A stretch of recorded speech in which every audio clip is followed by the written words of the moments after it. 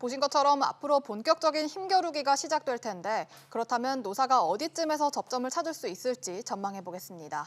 그리고 최근 청와대 다주택자 참모들에 대한 비난이 이어지고 있죠. 이러면서 어제 청와대가 해명에 나섰는데요.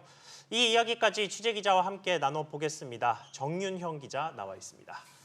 정 기자, 먼저 최저임금 얘기부터 좀 해보겠습니다. 노사가 제시한 금액 차를 보니까 10,000원 대 8,410원이면 1,500원이 넘게 차이가 나서 이게 앞으로 좀 협상의 난항이 좀 많이 있을 것 같은데 그러면 이 심의 절차는 앞으로 어떻게 진행이 되는 겁니까? 네, 이 심의는 노사가 낸 최초 요구안의 격차를 좁히는 방식으로 진행이 됩니다. 최저임금위는 어제 노사 간 입장 차이로 논의가 진전되지 않자 오는 7일 열릴 다음 회의에 수정안을 제출하라고 양측에 요청했습니다. 이미 최저임금 심의는 법정 시한을 넘겼는데요. 고시 시한이 8월 5일이기 때문에 늦어도 이번 달 중순에는 심의를 마무리해야 합니다. 네, 그럼 합의점은 얼마 정도에서 결정될 것으로 전망이 되나요? 네, 앞서 최저임금의 업종별 차등 적용과 관련해선 노동계 입장이 반영된 만큼 최저임금은 경영계 의견이 반영되지 않겠냐는 게 중론입니다. 그렇다고 삭감을 주장하는 경영계 요구가 다 받아들여지기는 힘들 것으로 보이는데요.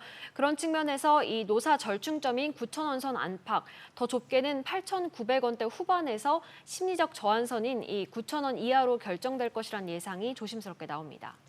네, 최저임금은 조금 상황을 더 지켜봐야 될 것 같고요. 다른 소식 하나 더 짚어보겠습니다. 지금 정부가 각종 부동산 규제를 내놓으면서 제시하는 메시지는 다주택자는 최대한 주택을 팔아라라는 건데 정작 청와대 내부에서 다주택자들이 너무 많다 뭐 이런 식의 비판이 계속해서 있죠. 청와대가 해명을 내놨다고 하는데 일단 비판 내용부터 좀 짚어보겠습니다. 청와대 내부 다주택자 비중이 얼마나 됩니까?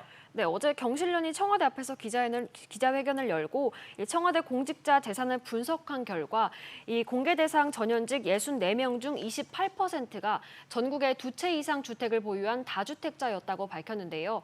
그러면서 청와대 참모들이 집값 상승으로 억대의 불로소득을 얻었다고 주장했습니다. 그럼 이런 비판에 대해 청와대는 어떤 반응을 내놨습니까? 네, 어제 청와대 고위 관계자는 특별한 사정이 없는 한 이 노영민 대통령 비서실장의 권고대로 집을 팔아야 한다고 말했습니다. 그러면서 당시 노 실장의 언급이 권고 사항이었던 만큼 사실상 이를 강제할 수 없다는 뜻도 함께 내비쳤습니다. 앞서 지난해 12월 노 실장은 수도권에 2채 이상의 집을 가진 참모들은 6개월 안에 한 채만 남기고 집을 처분하라고 권고한 바 있습니다. 현재 비서관급 이상 참모들 가운데 다주택자는 12명인데요. 집을 팔라고 권고했던 노영민 비서실장도 여기 포함돼 있습니다. 이 모범을 보여야 할 청와대 고위 공직자들이 이 다주택자라는 점에서 비판이 쉽게 사그라들지 않을 것으로 보입니다. 네, 알겠습니다. 정 기자 이야기 잘 들었습니다.